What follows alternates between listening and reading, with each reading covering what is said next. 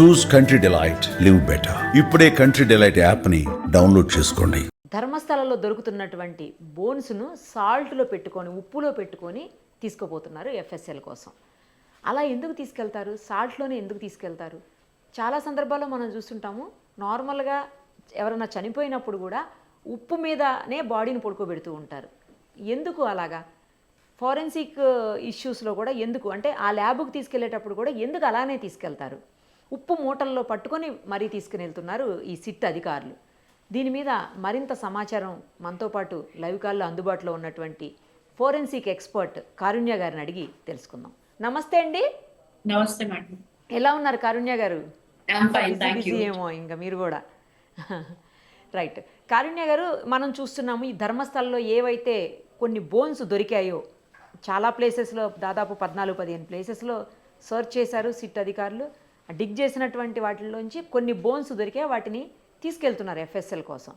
ఆ ల్యాబ్కి తీసుకెళ్లే క్రమంలో వాటన్నిటినీ కూడా సాల్ట్లో పెట్టి, ఉప్పులో పెట్టి తీసుకెళ్తారు. ఉప్పు బస్తాల్లో, ఉప్పు మూటల్లో పెట్టి తీసుకెళ్తారు. ఎందుకు అలా తీసుకెళ్తారు? అంటే సాల్ట్ అనేది ఇట్ ఇస్ అ ప్రిజర్వేటివ్ అండి.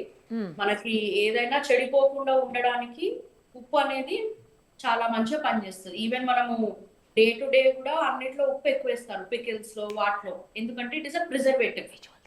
ఓకే. అందుకని salt is used to carry the bones. అంతేకాకుండా ఇట్ ఈస్ ఈజీలీ అవైలబుల్. ఈ బ్యాక్టీరియా, ఫంగస్ వాటన్నిటిని పెరగకుండా, ఎటువంటి కీటకాలు రాకుండా ఉప్పు అనేది మనకి సహజంగా దొరికేది, సులభంగా దొరికేది, ఇంకా ప్రిజర్వేటివ్. ఓకే. బోన్స్ కానీ ఏవి కూడా ఆర్గన్స్ కానీ తొందరగా డిస్ట్రాయ్ అవ్వవు అనమాట ఉప్పులో వేసి ఉంచితే. Okay okay. అలా ఎంతకాలం ఉండొచ్చండి? తీసుకుని వెళ్తే ఎంతకాలం ఉంటుంటాయి? అంటే ఉప్పు యొక్క దాని యొక్క సారత్వం బట్టి, ఇంకా ఆ ఆర్గన్స్ బట్టి కూడా ఇట్ డిపెండ్స్. ఇప్పుడు మామూలుగా మేము కూడా కొన్ని ఆర్గన్స్ ప్రతి పిఎంఈలో ఆ పిఎంఈ బట్టి కాజ్ ఆఫ్ డెత్ ఏంటి అని దాన్ని బట్టి మాకు ఒక ఆలోచన ఉంటుంది పోస్ట్ మార్టం చేసేటప్పుడు. దాన్ని బట్టి మేము కొన్ని అవయవాలు ప్రిజర్వ్ చేయాలా వద్దా అనేది ఆలోచిస్తాము. మేము కూడా ఉప్పులో వేసి పంపిస్తాము. So it is normal practice in forensic medicine. అవునా అండి? అంటే మీరు పోస్ట్ మార్టం చేసినప్పుడు కూడా ఇట్లానే, అటాప్సీ చేసినప్పుడు అప్పుడు కూడా ఇలాగే చేస్తారా? యా, ఉప్పులో వేసి పంపిస్తారు టిష్యూస్. ఏదైనా ఎక్స్పర్ట్ ఒపీనియన్ కి పంపించాలి, లేకపోతే టాక్సికాలజీ టెస్టింగ్ కి పంపించాలి, ఎఫ్ఎస్ఎల్ కి పంపించాలి అంటే చాలా రకాల ప్రిజర్వేటివ్స్ ఉంటాయి. అందులో నెంబర్ 1 ఇస్ సాల్ట్. ఎందుకంటే మనకి ఈజీలీ అవైలబుల్, ఎక్కువ చెడిపోకుండా ఉంటది ఎక్కువ కాలము, అందుకని ఉప్పులో వేస్తారు మేడం. అంటే ఇంత క్వాంటిటీ సాల్ట్లో ఇన్ని బోన్స్ పెట్టాలి అట్లేమన్నా ఉంటుందా అండి? అంటే మొత్తం మనకి ఆ టిష్యూ అనేది ఉప్పులో మొత్తము ఇమిడిపోయి ఉండాలి. ఇప్పుడు సపోజ్ ఏదైనా నెక్ స్ట్రక్చర్స్ ఉన్నాయి, ఏదైనా అటాప్సీలో నెక్ స్ట్రక్చర్స్ తీసారు, సో హోల్ సాల్ట్ మొత్తం సాల్ట్ లో ఆ టిష్యూ అంతా కప్పి పంపిస్తారు. సో అందుకని probably that is why they are taking huge amounts of salt. ఓహోహో. ఓకే. అంటే బల్క్ అమౌంట్ తీసుకొని అందులో పెడతారు అన్నట్టు, అంతేనండి? అవును. రైట్. అందులో సాల్ట్లో కూడా మనం చూస్తాము సాఫ్ట్గా ఉండి, అంటే మెత్తని సాల్ట్ ఉంటుంది, తర్వాత క్రిస్టల్ సాల్ట్ కూడా ఉంటుంది. సాఫ్ట్ సాల్టే వాడాలి. మనం నార్మల్ గా ఇంట్లో వేసుకుంటాం కదా, సాఫ్ట్ సాల్ట్ అదే వాడతారు. కాకపోతే ఇది అన్అడల్టరేటెడ్ ఉండాలి. అందులో ఏది అసిడిక్ పదార్థాలు కానీ అట్లాంటివి ఏమీ ఉండకూడదు ఉప్పులో. అట్లాంటివి ఉంటే తొందరగా పాడయ్యే అవకాశాలు ఉంటాయి. మరి అది ఎలా తెలుస్తుందండి? అది అడల్టరేషన్ అయిందా లేకపోతే మంచిగా? అంటే మనం నార్మల్ గా తీసుకొచ్చి అన్ఓపెన్డ్ ప్యాకెట్స్ వి యూజ్, అందుకని. అంటే ఓపెన్ చేయని ప్యాకెట్స్ నుంచి తీసుకుంటారా అన్యూజ్డ్? ఎస్. Okay okay. బోన్స్తో పాటు ఇంకా ఏమేమిటి మీరు తీసుకెళ్తుంటారండి? సాల్ట్లో పెట్టి ఏమేమిటి పంపిస్తుంటారు జనరల్గా? చెప్పినట్టు నెక్ స్ట్రక్చర్స్, ఇప్పుడు కొన్ని హ్యాంగింగ్ కేసెస్ కానీ లేకపోతే స్ట్రాంగులేషన్ కేసెస్ కానీ నెక్ స్ట్రక్చర్స్ ఎక్స్పర్ట్ ఒపీనియన్ కోసము పంపిస్తారు అనమాట. అప్పుడు సాల్ట్ లో వేసి పంపించవచ్చు. మనం రొటీన్ గా పాయిజనింగ్ కేసెస్ లో లివర్, గాల్ బ్లాడర్, మళ్ళీ కిడ్నీస్ ప్రిజర్వ్ చేస్తాము, స్టమక్ ప్రిజర్వ్ చేస్తాము, ఇంటెస్టైన్స్ లో ఒక భాగం ప్రిజర్వ్ చేస్తాం. సో అవన్నీ కూడా ఉప్పులో వేసి, ఉప్పు అంటే సాచురేటెడ్ సాల్ట్ సొల్యూషన్, ఉప్పు బాగా వాటర్ లో బాగా ఉప్పు వేసి, ఇంకా లేనంత ఉప్పు వేసి ఈ ఆర్గన్స్ వేసి పంపిస్తారు అనమాట FSL. That is the normal procedure we are following all over Telangana. Water లో వేస్తారు ఫస్ట్. అంటే ఈ పాయిజనింగ్ కేసెస్ కి ఇలా పెడతాం. నెక్స్ట్ స్ట్రక్చర్స్ అయితే డైరెక్ట్ ఆర్గన్. ఇప్పుడు ఈ కేసులో కూడా అంతే, బోన్స్ కాబట్టి డైరెక్ట్ ఉప్పులో వేసి పంపించేస్తారు. ఈవెన్ చాలా మంది బరియల్ చేసేటప్పుడు కూడా ఉప్పు, నేను అదే అడిగానండి ఇందాక, వేపాకు, yes. నీమ్ లీవ్స్ కూడా వేస్తారు. ఇవన్నీ ఏంటంటే న్యాచురల్ మనకి ప్రిజర్వేటివ్స్. ఓకే, అదే ఖననం చేయడానికి జనరల్గా అంటే 2 రకాలు ఉంటాయి కదా, దహనం చేసిన తర్వాత ఖననం చేయటం 2 రకాల పద్ధతులు ఉంటాయి కదా. దహనానికి చేయరు కానీ ఖననం చేసేటప్పుడు మాత్రం ఇలా చేయటం చూసాం మేము కూడా బరియల్స్ అప్పుడు. బరియలప్పుడా? ఓకే, మరి అప్పుడు ఎందుకండి, అంటే అక్కడ కూడా ఏమి? సేమ్ మేడం, ఇప్పుడు బాడీ ఎక్కువ కాలము ప్రిజర్వ్ అయి ఉంటది, తొందరగా డికంపోజ్ అవ్వదు, బ్యాక్టీరియా, వైరసెస్ లేకపోతే మన ఫంగస్ అనేది తొందరగా బాడీని పాడు చేయవన్నమాట. ఓకే, ఇప్పుడు సాయిల్లో చాలా బ్యాక్టీరియా, ఫంగస్ అనేవి గ్రో అవుతుంటాయి. సో ఉప్పు అనేది బాడీ తొందరగా డికంపోజ్ అవ్వకుండా అట్లానే ప్రిజర్వ్ అవ్వడానికి హెల్ప్ చేస్తుంది. అలా ఎన్ని రోజులైనా పెట్టేయచ్చా అండి? అంటే ఉప్పు ఉన్నంత వరకే, ఉప్పు పనిచేసేంత వరకే. దాని సారత్వం పోయింది లేకపోతే ఉప్పు కరిగిపోయింది అంటే మాత్రం ఇంకా అది బాడీ టు స్టార్ట్ డికంపోజింగ్. ఓహోహో, నేను అనేది ఇప్పుడు బోన్స్ ఇలాంటి వాటిల్లో అడుగుతున్నాను.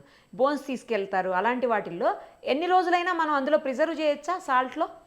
అంటే స్పెసిఫిక్ టైం ఉంటుంది మేడం, అది మనము ఇంత టైం అని చెప్పలేము. ఇప్పుడు మనం తీసుకెళ్లే టెక్నిక్స్ బట్టి యూజువల్లీ షార్ట్ టర్మ్ మెథడ్స్. ఇప్పుడు ఏంటి, ఎఫ్ఎస్ఎల్ కి పంపించే బదులు లేదా ఫోరెన్సిక్ స్పెషలిస్ట్ దగ్గరికి పంపించే వరకు మాత్రమే అది ప్రిజర్వ్ చేయడానికి. లాంగ్ టర్మ్ కి అయితే కాదు, షార్ట్ టర్మ్. ఇప్పుడు ఇది నెక్స్ట్ స్ట్రక్చర్స్ తీసాము, సపోజ్ ఒక ఏరియా నుంచి ఇంకో ఏరియాకి ఆ ఎక్స్పర్ట్ దగ్గర పంపించాలి. So this is the best available technique. Okay, ఇప్పుడు ఈ బోన్స్ కావచ్చు లేకపోతే ఇలా ఇప్పుడు ఏదైతే మనం ఈ కేసులో చూస్తున్నామో ధర్మస్థల కేసులో, అక్కడ దొరికిన వాటిని శాంపిల్స్ అన్నీ కూడా ప్రిజర్వ్ చేస్తున్నారు, తర్వాత ఎఫ్ఎస్ఎల్కి పంపిస్తారు. ఫైనల్గా ఫోరెన్సిక్ ల్యాబ్లోనే టెస్ట్లు అవుతాయి అంటే ఇంకా వేరే ఎక్స్పర్ట్స్ కూడా ఎక్కడికన్నా వెళ్తాయా అవి టెస్టుల కోసం? బేసిక్ గా మేడం ఫోరెన్సిక్ మెడిసిన్ స్పెషలిస్ట్ దగ్గరకు వస్తాయి. అంటే ఇప్పుడు సపోజ్ నియరెస్ట్ మెడికల్ కాలేజ్ కావచ్చు, యూజువల్లీ ఫోరెన్సిక్ డిపార్ట్మెంట్ అనేది మెడికల్ కాలేజెస్ లోనే ఉంటాయి అన్నమాట. సో నియరెస్ట్ గవర్నమెంట్ హాస్పిటల్ లో ఒకవేళ ఫోరెన్సిక్ ఎక్స్పర్ట్ ఉంటే అక్కడ పంపిస్తారు, లేకపోతే మెడికల్ కాలేజెస్ కి పంపిస్తారు.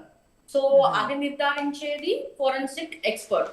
అది కాకుండా ఆంథ్రోపాలజీ ఎక్స్పర్ట్స్ కూడా ఉంటారు, వీళ్ళు కూడా ఫోరెన్సిక్ మెడిసిన్ చేసిన వాళ్ళు ఉంటారు. అది కాకుండా స్పెషల్ కోర్సెస్ కూడా ఉంటాయి, సో వాళ్ళు కూడా చేయొచ్చు. But finally forensic expert will only give the report. అంటే ఆథరైజ్డ్, అది గవర్నమెంట్ సైడ్ నుంచి ఆథరైజ్డ్ అంటే ఫోరెన్సిక్ ల్యాబే, ఫోరెన్సిక్ డిపార్ట్మెంట్ అంతే కదండి? Forensic department. Lab is again different, forensic science laboratory is different. అందులో ఏం చేస్తారు ల్యాబ్స్ లో? మన టెస్టింగ్, ఇప్పుడు సపోజ్ ఏదైనా డిఎన్ఏ ఉంది, డిఎన్ఏ టెస్టింగ్ చేస్తారు. ఇప్పుడు పాయిజనింగ్ కేసెస్ లో బ్లడ్ శాంపిల్స్, ఇందాక నేను చెప్పినట్టు మనం ఆర్గన్స్ అన్ని తీస్తాము, వాటిలో ఏమి విష పదార్థాలు ఉన్నాయని టెస్టింగ్ చేస్తారు. మళ్ళీ ఇప్పుడు ఫైర్ ఆర్మ్స్, ఒకవేళ గన్ షాట్ కేసెస్ అనుకోండి, ఎట్లాంటి బుల్లెట్, బ్యాలిస్టిక్స్. సో డిఫరెంట్, అందులో చాలా విభాగాలు ఉంటాయి ఫోరెన్సిక్ సైన్స్ ల్యాబొరేటరీలో. సో ఇవన్నీ దీస్ ఆర్ ఇంటిగ్రేటెడ్ పార్ట్, అంటే అందరు కలిపి మనము రిపోర్ట్ ఇస్తాం అట్లా. ఇప్పుడు మేమైనా ఒక కేసు చేశాక, సపోజ్ పాయిజనింగ్ కేసు అనుకోండి, అటాప్సీలో అంటే పోస్ట్ మార్టం లో ఏమేం ఫైండింగ్స్ ఉన్నాయి అనేది మేము ఇస్తాము. ఆ తర్వాత ఎఫ్ఎస్ఎల్ ద్వారా ఏం పాయిజన్ వచ్చిందో అవి రెండు కలిపే ఫైనల్ ఒపీనియన్ అనేది ఇస్తాం అన్నమాట. పోస్ట్ మార్టం రిపోర్ట్ లో ఈ ఇద్దరు కలిపే ఇస్తారు అయితే ఇచ్చేటప్పుడు? సో ఇప్పుడు ఈ పర్టికులర్ ధర్మస్థల కేసులో కూడా అదే జరుగుతుందండి, అట్లానే చేస్తారా? Same procedure? ఇందులో మోస్ట్లీ ఇప్పుడు బోన్స్ అనేవి ఫోరెన్సిక్ మెడిసిన్ ఎక్స్పర్ట్స్ అనలైజ్ చేస్తారు madam. So report they can give only for DNA analysis, they will send to FSL. Okay. So మనము బోన్స్ లోంచి బోన్ మ్యారో ద్వారా కానీ, లేకపోతే ఇప్పుడు మనకి టీత్ దొరికాయి అనుకోండి, పళ్ళు దొరికాయి అనుకోండి, అందులోంచి పల్ప్ క్యావిటీ లోంచి డిఎన్ఏ అట్లా ఎక్స్ట్రాక్ట్ చేయడానికి మనము పంపించవచ్చు ఎఫ్ఎస్ఎల్ కి. కానీ అది again it's a big process. ఇప్పుడు సపోజ్ ఎవరైనా మనం అది కంపేర్ చేయడానికి రిలేటివ్ ఉండాలి. మనకు ఒక అన్నోన్ బాడీ వచ్చింది, వాళ్ళ డిఎన్ఏ మనం ఎక్స్ట్రాక్ట్ చేస్తున్నాం, కానీ డిఎన్ఏ దేంతో కంపేర్ చేస్తాం? ఎవరికి సంబంధించిందో వాళ్ళు తెలియాలి కదా.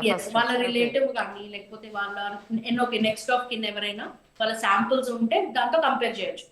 సపోజ్ మిస్సింగ్ పర్సన్ లో వాళ్ళ ఎవరైతే కంప్లైంట్ చేస్తారో ఈ ప్రొఫైల్ తో మ్యాచ్ అవుతుంది, బ్లడ్ రిలేషన్ ఎవరు ఉంటే ఈ వాళ్ళు ఇచ్చిన కంప్లైంట్ మనకు దొరికిన బాడీ మనకు వచ్చే ఫైండింగ్స్ మ్యాచ్ అవుతున్నాయి అన్నప్పుడు వాళ్ళ డిఎన్ఏ కూడా తీసుకొని మనం కంపేర్ చేసి then we can say yes they are related. Right అండి, చాలా ఇన్ఫర్మేషన్ తెలియజేశారు. థ్యాంక్ యూ సో మచ్ అండి. Okay madam, thank you. Suman టీవీలో మీ పర్సనల్ అండ్ బిజినెస్ ప్రమోషన్స్ కోసం కింది నెంబర్కి కాంటాక్ట్ చేయండి.